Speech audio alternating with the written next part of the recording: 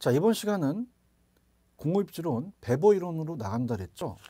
자, 그래서 첫 시간 우리 공장부지 입지 요인 최소 수송비 149페이지로 가도록 하죠. 우리가 배보 이론이에요. 배보 이론. 최소 비용 이론이죠. 그래서 수송비 쪽으로 지향하는 방식이 두 방식이 있습니다. 자, 그게 뭐냐? 넘겨보시면요. 원료 지향과 시장 지향형이라는 게 있어요. 그러니까 원료지라는 것은 원료 산지에 입지하지만 유리하고요. 시장은 소비지 위주로 가자는 거죠. 자, 그래서 이렇게 봅니다. 우리가 원료 산지에 가서 입지하는 게 중요한 게 원료 지향 쪽으로 가자는 거고요. 중간에 공장이 있습니다. 공장. 시장은 소비자가 있죠. 그래서 시장 지향이라는 것은 소비지예요. 소비지. 소비자가 있는 소비지를 얘기합니다. 자, 그러면 이 공장이 제품을 만들려면 원료를 끌어와야 돼요. 원료 수송비가 들어가고요. 그 다음에 제품을 만들면 제품 수송비가 들어가요. 그러면 두 가지 원료가 있어요. 편제 원료. 편제라는 것은 그 지역만 나는 원료를 얘기해요. 강물자원 같은 거. 자, 그럼 강물자원은 그 지역만 나기 때문에 그 지역에 입지하는 게 좋죠. 원료산지. 원료 수송비를 적게 들어가죠. 그래서 넘겨보시면 우리가 편제라는 자체는 그 한 강물자원과 같이 특정한 장소에만 생산되는 원료예요. 근데 보편 원료는 다릅니다. 보편 원료는 물과 공기예요. 자, 물과 공기는 어디서나 구할 수 있잖아요. 그래서 손쉽게 구하기 때문에 지역 차이에 따라서 크지 않고 그 시장에도 보편 원료가 있으니까 시장에 입지하는 게 좋아요. 자, 그렇다면은 이렇게 볼게요. 만약에 제품 수송비보다 원료 수송비가 많으면 원료 지향으로 가는 게 좋습니다. 근데 제품 수송비가 많으면 시장으로 가야 되겠죠. 자, 그래서 원료의 수송비가 더 많이 들어간다. 제품보다. 원료 산지에 있는 게 낫고, 제품에 대한 수송비가 더 많이 들어간다. 그러면 우리가 시장에 있는 게 좋아요. 자, 그다음에 중량 감소 산업이라고 그래요. 얘는 중량 감소 산업이라고 하고요. 얘는 중량 증가 산업이라고 합니다. 그럼 예를 한번 들어볼까요?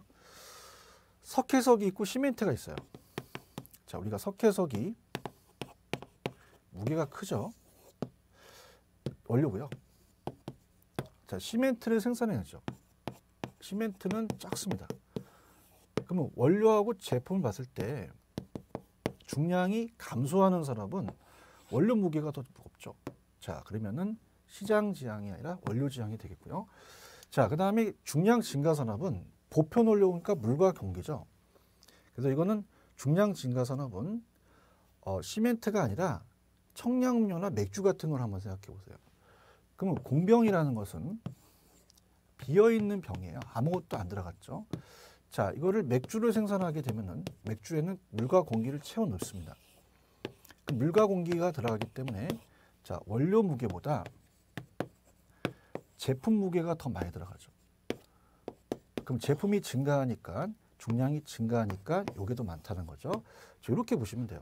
그 다음에 원료 지수나 입지 중량은 잘 안 뜨는데요. 그냥 우리 내용을 한번 볼게요. 원료 지수라는 게 있습니다.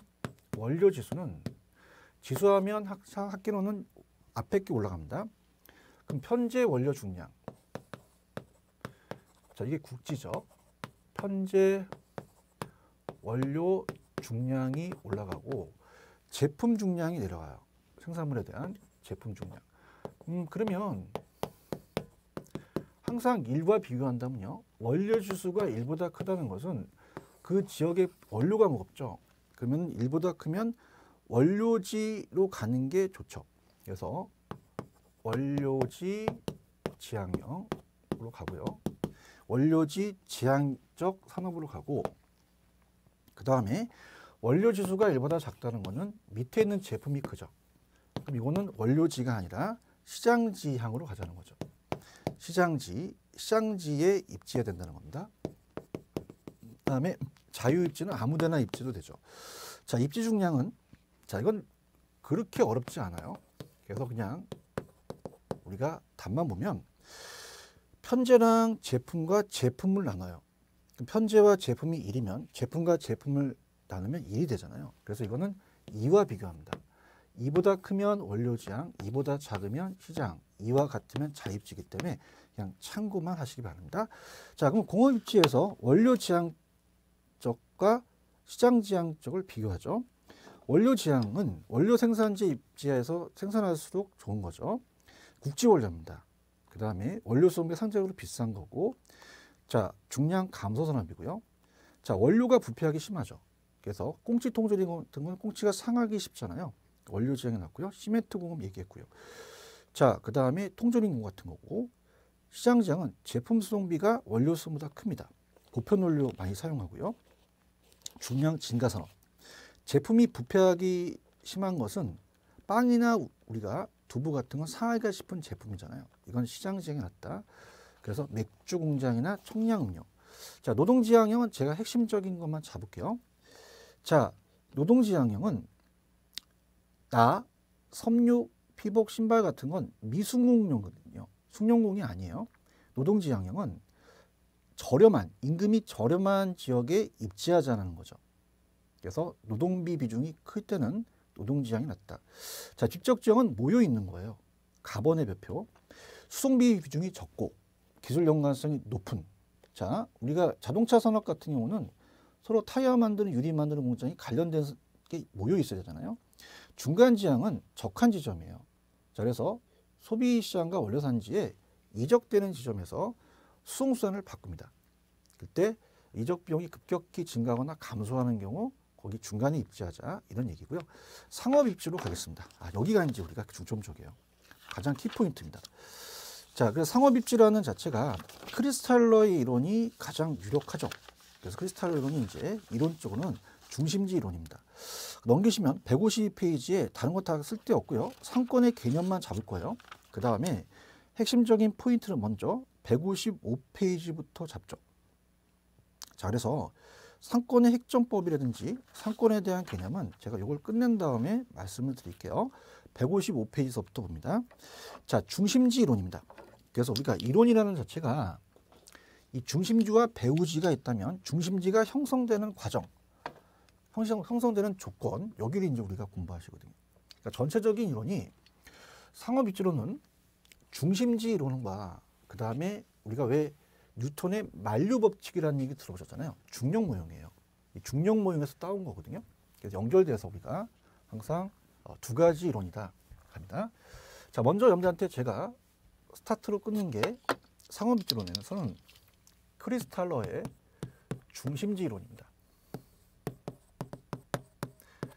자, 그래서 중심지가 어떻게 형성되느냐, 형성 과정을 설명하는 거죠.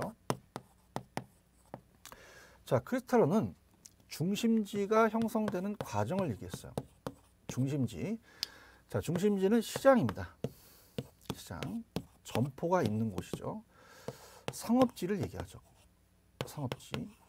근데 배후지라는 글씨는 달라요. 상권을 얘기합니다. 배후지는. 그래서 고객이 존재하는 곳이 배후지예요. 배후지. 상권입니다. 고객이 존재하는. 그래서 이 상권에 대한 범위에 따라서 이제 중심지 크기가 달라진다는 거죠. 그럼 여기가 학원이면 여기가 중심지라면 만약에 여기서 학원에서 강의를 듣는다. 여러분들이 계신 곳이 배후지입니다. 이거 주어지가 되겠죠. 자, 중심지는 배후지에 제어와 서비스를 제공하는 그 장소를 얘기하겠죠. 근데 크리스탈러는 뭘 얘기하냐면 중심지가 성립되는 성립 조건을 얘기했습니다. 어떻게 하지만 성립되느냐. 자, 이렇게 합니다. 갑돌이가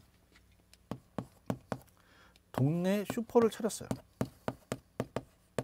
자, 그러면 이 점포가 최소한 요구되는 최소 요구치가 있어요. 그래서 뭐 하루면 하루, 한 달이면 한 달, 몇 년 정도 와줘야지만 유지한다는 거죠.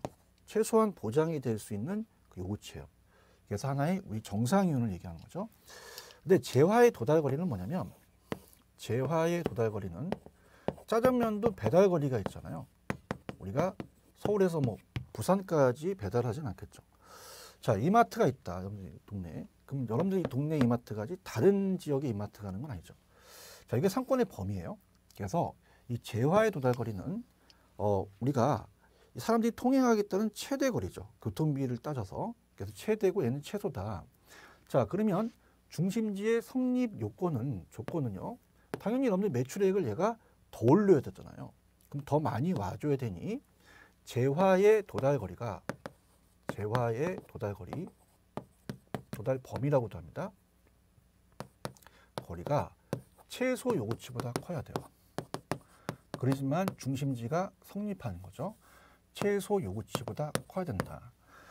자, 그래서 이 재화의 도달거리 안에 최소 요구치가 있어야 된다. 그 다음에 요거는요, 재화의 도달거리는 자, 여기를 지나면 수요가 마이너스가 돼요. 그래서 수요가 1이 아니라 수요가 0인 지점을 얘기한다. 이렇게 보시죠. 자, 들어가 볼까요? 자, 크리스탈러의 중심지론은 자, 밑에 중심지론 재화의 도달거리와 최소 요구치 관계를 설명했다. 자, 그러면서 중심지와 배후지, 중심지는 중심지 기능이란 배후 지역의 재화용을 제공하는 기능을 하는 중심지 기능이다. 자, 배후지는 상권이죠. 중심지로부터 재화용을 제공받는 지역을 배후지라고 합니다. 자, 그러면 우리가 최소 요구치와 재화의 도달거리가 차이점이 있겠죠. 그러면 최소 요구치는 자, 100명 정도 와줘야지만 유지를 한대요. 그러면 그 중심 기능에 대한 이윤이 발생할 수 있는 최소한의 수요를 최소 요구치라고 하죠. 그 범위를 최소 요구 범위라고도 하고요. 재화의 도달 범위는 어떤 계층 수준으로 특정 기능이 제공되는 결정되게 해서 크리스탈로는 도달 범위를 얘기를 해요. 그래서 이 도달 범위는 어때요? 그 중심으로부터 어느 기능에 대하여 수요가 0이 되는 곳까지의 거리를 얘기합니다. 그래서 어떻습니까? 이 상권이 끝나는 것까지 얘기한다는 얘기죠. 최대 거리고요. 그럼 중심지의 성립 조건은 뭐예요? 최소 요구치가 재화돈이 내에 있어야 되겠죠. 그러면 최소 요구치가 항상 재화돈이 내에 있고 최고 요구치가 재화돈보다 크다면 중심지가 존재할 수 없죠. 자, 배후지 형태는 그냥 우리가 하나의 중심지보다 다수의 중심지가 좋아요. 그래서 원형이 아니라 우리가 육각형인데 이건 참고만 하시기 바랍니다. 시험 문제 아직까지 안 나왔어요. 자, 중심지의 계층으로 가죠. 자, 중심지의 계층이 우리가 중요합니다. 계층에 따라서 고차, 중차, 저차가 있을 거란 말입니다. 그러면 중심지의 변화보다는 중심지의 이론의 내용이 중요한데요. 여기 포커스 맞춰서 가셔야 돼요. 그래서 중심지 간의 계층 간의 포커스 원리를 주장했는데요. 자, 크리스탈은 이럽니다. 고차 중심지, 중차 중심지, 저차 중심지가 규모와 기능이 다르다는 거예요. 자, 그럼 우리 집 앞에 동네 슈퍼가 가깝죠. 좀 가면은 중형마트가 있고요. 좀 가면 이마트, 대형마트가 구성되어 있죠. 그럼 대형마트는 멀지만 더 기능도 크고 규모도 큽니다. 자, 우리가 동네 슈퍼는 아이쇼핑이나 시식을 하게 되면 우리가 경찰에 신고해요. 근데 대형마트는 한 끼 다 때울 수 있잖아요. 시식을 하면서. 자, 그러면서 자, 교육 서비스를 받으러 가요. 우리 집 앞에는 초등학교가 가깝고요. 그 다음에 중고등학교, 대학교가 있다는 거죠. 그러면 어떻습니까? 초등학교와의 거리는 가까운데 대학교와의 거리는 멀죠. 이렇게 보고요. 그 다음에 서울에 시청이 하나밖에 없어요. 근데 저차는 동사무소는 가깝지만 동사무소 숫자는 많죠. 구청은 또 중간에 있고요. 그럼 우리가 이렇게 됩니다. 자, 얘가 이 중심지가 저차에서 고차로 갈수록 피라미드형이라 그래요. 이 중심지 수는 저차에서 고차로 갈수록 수가 줄고요. 자, 항상 저차는 중차 옆에 있을 수 있어요. 근데 고차는 너무 끌어당김이 세기 때문에 저차에서 그 분포도가 줄어듭니다. 그럼 저차에서 고차로 갈수록 수도 줄고 분포도 줄어든다. 이렇게 가셔야 되죠. 자, 그러면 들어볼까요? 중심지의 계층이라는 자체 우리가 고차일수록 그 존립하는 최소 요구치가 큽니다. 동네 슈퍼보다 대형마트가 더 요구하는 게 크겠죠. 도달 거리도 크죠. 배후지도 넓고.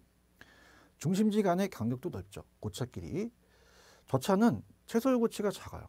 동네 슈퍼는 대형마트만큼 매출액을 원하진 않죠. 배우지 상권도 좁고 그 수가 많은, 자, 우리가 이 동네 슈퍼는 많이 있잖아요. 중심지 간의 간격은 좁겠죠. 자, 중심지 변화, 인구 밀도가 증가하고 경제가 활성화되면 또 많아지니까 중심지 간의 간격이 좁아지고요.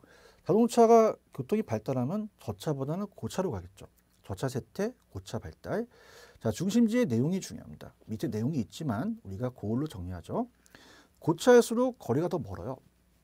저차일수록 가깝습니다. 자, 고차, 대형마트가 더 규모가 더 크고 저차가 규모가 작죠. 자, 시청이 하나입니다. 고차는. 근데 저차는 동사무소가 많아요. 저차에서 고차로 갈수록 피라미드, 중심지가 줄어들고요. 자, 그 다음 중차는 포용하는 저차. 자, 중차 앞에는 동네 슈퍼가 있을 수 있어요. 근데 고차가 너무 끌어당김이 크기 때문에 저차는 고차로 갈수록 그 분포도는 줄어든다. 이렇게, 자, 미음번은 참고하시고요. 자, 그 다음에 허프의 중심지 이론이라는 게 있죠. 자, 허프는, 자, 이 크리스탈러가, 자, 좀 거시적으로 봤어요. 그러니까 소비자의 분포죠.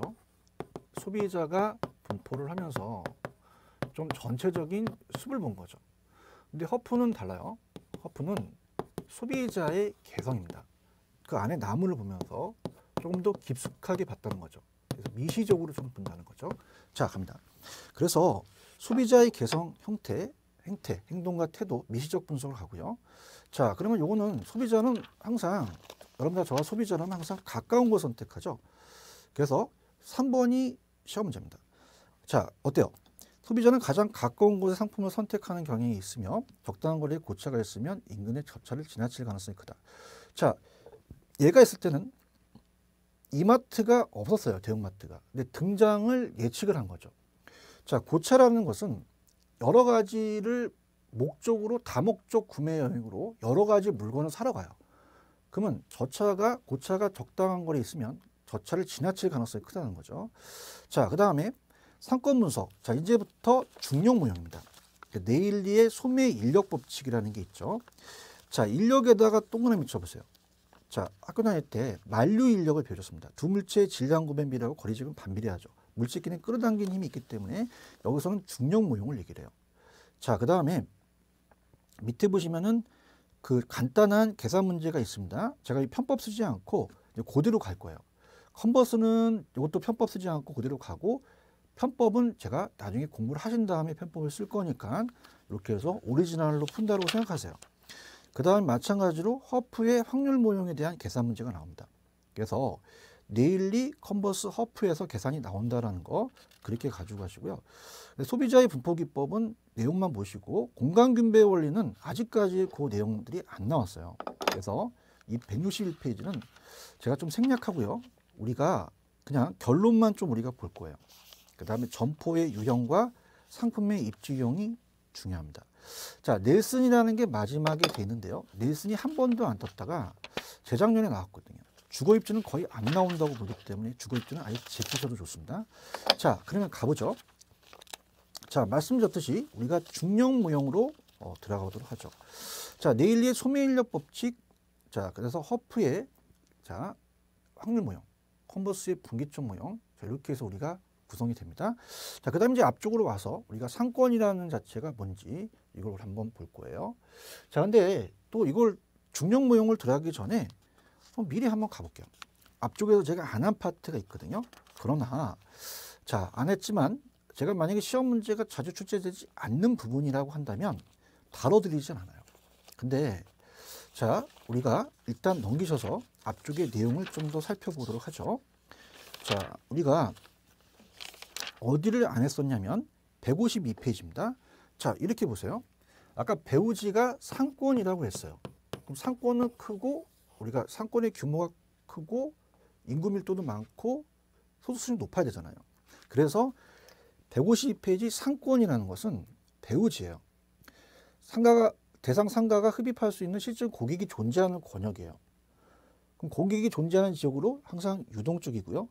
인구 밀도가 높고 지역 면적이 넓으며 소득수준이 높을수록 좋은 거죠. 그 정도만 보세요. 자, 그 다음에 넘겨보시면요. 자, 우리가 출제는 딱 한 번 나왔기 때문에 154페이지로 한번 가보죠.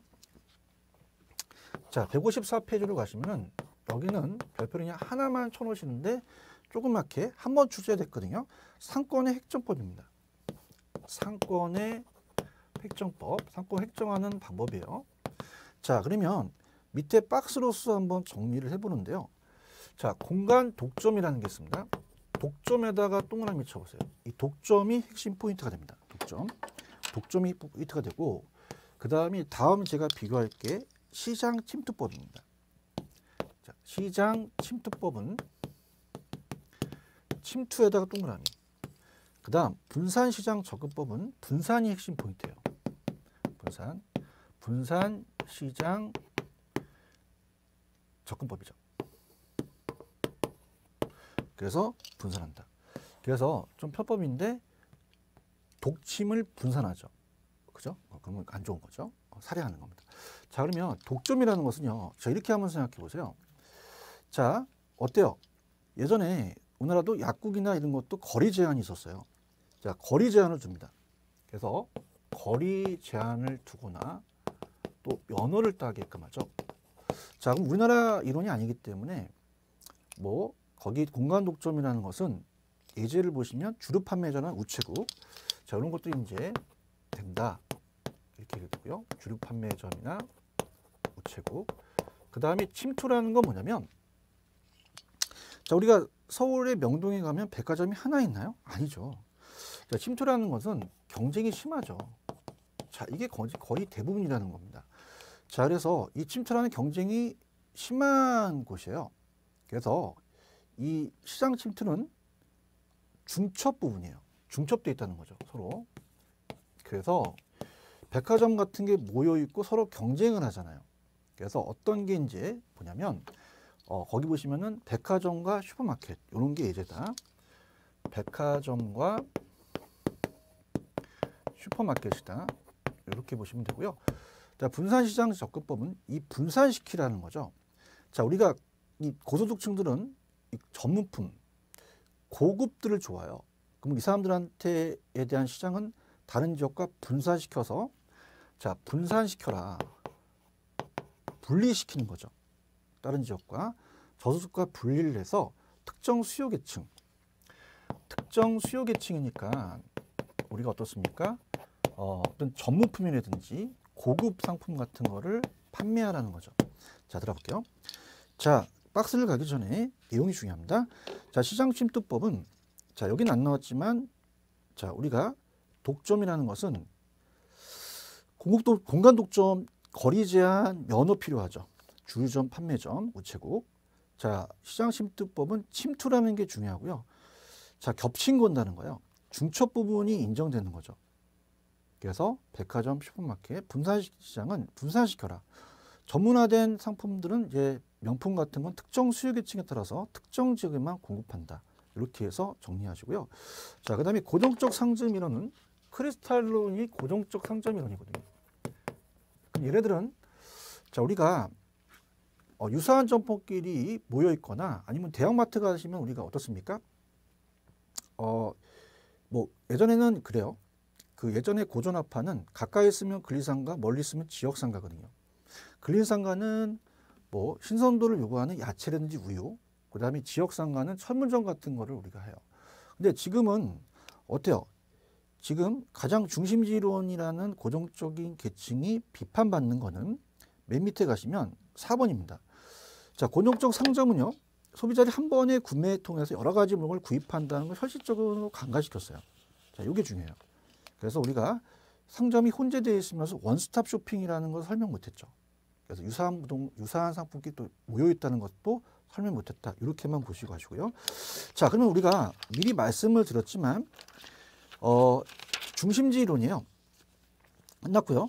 그 다음에 이제 이 레일리의 소매 인력 법칙입니다. 만류 인력 법칙을 공부해 보도록 하죠. 자, 만류 인력 법칙은 우리가 중용 모형을 따왔어요. 그래서 만류 인력 법칙을 이제 우리가 들어가 보도록 하겠습니다. 자, 들어갑니다. 자, 이번 시간은 다 못 끝낼 것 같고요. 자, 다음 시간에 우리가 어차피 다음 시간도 있으니까 연결시키겠는데요. 이 레일리의 소매인력 법칙으로 가죠. 인력이라는 것은 만류 인력 법칙을 얘기한다라는 겁니다. 만류 인력 법칙. 그래서 우리가 끌어당기는 인력이 있다라는 거죠. 자, 레일리의 소매인력 법칙입니다. 자, 여기서부터는 중력 모형이에요. 크리스탈러가 중심지의 형성 과정을 얘기했다면, 자, 여기는 중심지 간의 상호작용이죠. 그럼 중심지끼리 끌어당기는 유인력이 있다는 거죠. 유인력에 따라서 본다는 거죠. 그래서 첫 번째 나온 이론이 레일리의 소매인력입니다. 레일리의 소매인력. 자, 인력이 만류인력 법칙을 얘기하죠. 그래서 중력 모형을 얘기합니다.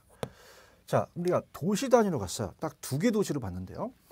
A 도시와 B 도시가 있다. 그러면 만약에 A 도시가 인구도 많을 거 아니에요. 그러면 얘는 또 인구가 적다. 그럼 소비자들은 어디로 갈 것이냐. 항상 C 도시나 C 마을을 정해줘요. 그러면 인구의 상권이 큰 쪽으로 유인력은 갈 거고요. 그 다음에 거리가 가까운 쪽으로 움직인다는 거죠. 그래서 여기가 1km고 여기가 3km라면 여기가 만약에 100명 있으면 정확한 건 아니지만 뭐 한 여기에 80명이 가고 20명이 갈 수 있다는 거죠. 자, 그렇다면은 일단 이론을 가야 됩니다. 자, 얘는 상권을 도시 단위로 봤어요. 도시 단위. 상권을 도시 단위로 봤다. 이게 스타트입니다. 상권을 도시 단위로 측정했다. 도시 단위. 그래서 항상 얘는 두 개의 도시만 봐요. 두 개. 그래서 한계점입니다. 그래서 어디 하나만 결정한다는 결정론적으로 보는 거죠. 그 다음에 두 번째가 가장 핵심 포인트가 상권에 대한 흡입력이에요. 유인력. 상권의 흡입력도 맞고 유인력도 맞습니다. 자, 그럼 어떻습니까? 인구가 많아야 되잖아요. 그 위에가 커야지만 얘가 크니 이건 비례합니다. 자, 거리는 가까워야 되잖아요. 거리의 제곱에 반비례합니다. 자, 요게 이제 우리가 시험 문제 잘 떠요. 자, 그래서 들어가 볼게요. 경계 지점이라는 건 제가 후수를 할 거고요. 자, 레일리는 소매인력 법칙이다. 그래서 얘는 세 번째 줄 별표. 흡입력 크기는 도시 인구의 크기에 비례하고 그 중간 지점의 두 도시의 거리의 제곱에 반비례한다. 이렇게 되죠. 그래서 계산 문제는 제가 이따 후수를 하고요. 자, 일단 니은번을 보는데 니은번은 제가 컨버스랑 좀 연결시켜 볼게요. 자, 그럼 계산 문제가 나오는데 자, 이렇게 푸는 것만은 아닙니다. 그래서 자, 이건 이제 쉽게 하라고 저희가 이제 해놓은 거고 중요한 건 편법은 있어요. 이건 나중에 제가 해드릴 테니까 그렇게 보시는데 자, 일단은 이론부터 우리가 가고 자, 여기에 대해서는 이제 다음 시간에 들어가도록 하죠. 자, 이 계산 문제가 좀 시간이 걸립니다. 그래서 자, 이번 시간에 했던 거 다시 한번 정리를 해보죠. 자, 여기에 대해서는 제가 다음 시간에 할 겁니다. 좀 쉬었다가 우리가 들어갈 건데요. 자, 한번 가볼게요. 자, 지금 여러분들 제가 이번 강의의 첫 시간에 뭘 얘기했냐면 배보 이론을 얘기했어요. 그래서 수송비지항이 원료지원과 시장, 모여있는 게 집적, 노동비가 노동, 중간은 중간, 상업지론을 스타트 끊었죠. 그래서 중심지에 대한 형성 과정으로서 크리스탈론이 중요합니다. 그 다음에 상권의 핵정법은 우리가 딱 한 번 나왔기 때문에 그 단어로 주의 있게 보시고요. 그 다음에 이제 들어갈 게 우리가 중심지의 그 간의 상호작용이에요. 자, 이걸 다음 시간에 살려서 우리가 말씀을 드리도록 하겠습니다. 자, 여기가 이제 돼야 이걸 가지고 이제 계산 문제를 하고요. 그 다음에 제가 넘겨보시면 아까 좀 전에 아꼈던 게 상권의 경계라는 것은 상권의 경계 지점이 우리가 분기점인데 이걸 처음으로 구분한 학자는 레일리예요. 근데 컨버스는 그 상권에 대한 분기점의 거리의 공식을 쟀습니다. 그래서 그 계산 문제를 할 거고요. 자, 허프는 확률 모형을 주장합니다. 두 개 도시가 아니라 그 소도시에 대한 두 개 도시가 아니라 대도시 안에 자, 사람이 있다는 건 똑같아요. 시마을처럼 어디 곳이 사람이 있다면 그 고객들을 끌어당기는 얘도 유인력을 봅니다. 근데 얘는 도시 단위가 아니라 점포 단위로서 매장 면적에 비례하고 거리의 마찰 개수예요. 자, 그래서 자, 이번 시간은 여기까지만 하고요. 조금만 쉬었다가 우리가 상권의 경계를 처음 주장했다면 그거와 분기점으로 연결시키도록 합니다. 조금만 쉬었다 가시죠.